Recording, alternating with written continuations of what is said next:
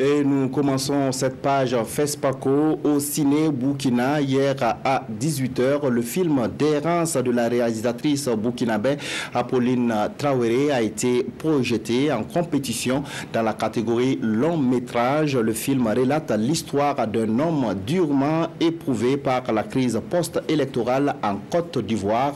Il pose également la problématique de la transmission des noms dans nos sociétés. Le film a été projeté donc en présence de nombreux cinéphiles et de l'épouse du président du Faso. Le point avec Gérard Sommet et Ini Janine Kambiré. À l'entrée du ciné Burkina, des cinéphiles sur une file d'environ 300 mètres. Tous attendent impatiemment l'ouverture des portes. 18h30, les cinéphiles prennent place. Même les allées sont occupées. La salle est comble. L'épouse du président du Faso, Sika Kaboré, d'éminentes personnalités. Bref, personne ne voulait se faire compter le film d'errance de la réalisatrice burkinabé Apolline Traoré. Vraiment deux thématiques dont j'ai parlé, les conséquences d'une guerre qui peuvent être dévastatrices, quel que soit où nous sommes dans le continent, à Haïti ou en Côte d'Ivoire ou au Burkina Faso. Psychologiquement, qu'est-ce qu'une guerre peut faire à un être humain, ça c'est un.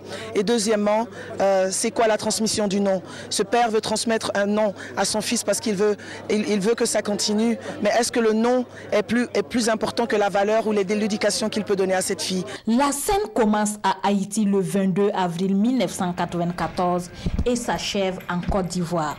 Suite au massacre de ses parents par les soldats d'un régime dictatorial, Francis D'Errance s'installe à Abidjan avec sa femme et sa fille et attend ardemment la naissance d'un héritier. Je vis dans un pays où il y a beaucoup de problèmes, où les gens partent pour essayer d'aller chercher une vie meilleure. Et malheureusement, si on doit faire ce film aujourd'hui, il sera encore valable. Donc ça me touche énormément le fait que Apolline ait pu penser à mon peuple, à mon pays. La petite Naomi, 12 ans, fait ses premiers pas dans le cinéma. Et pour un coup d'essai, ce fut un coup de maître. J'étais très fière de faire ce film parce que c'était ma première fois. Et tourner avec de très grands acteurs était vraiment fantastique.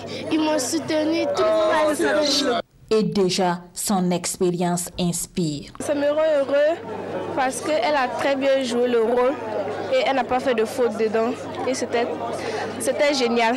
À la sortie, nous avons rencontré des cinéphiles émus qui donnent déjà leur pronostic sur les talents de Yenenga. Et vraiment, c'est un très bon film. Trop de suspense, ça dit, c'est waouh. On est heureux parce qu'on vient de la Côte d'Ivoire, on a reconnu notre pays qui nous manque un peu. Donc je dirais que c'est un bon film. On a suivi l'histoire jusqu'à la fin, on était vraiment content de voir ce film. On a vu aussi le lien entre le père et la fille qui existait déjà, mais la fille vraiment qui a tenu, qui a joué un rôle formidable. Selon la réalisatrice Apolline Traoré, d'errance, ce long métrage de 1h36 minutes qui traite de conflits post-électoraux se veut une interpellation aux gouvernants des différents pays sur la gestion du pouvoir politique qui devrait mettre en avant l'intérêt général du peuple.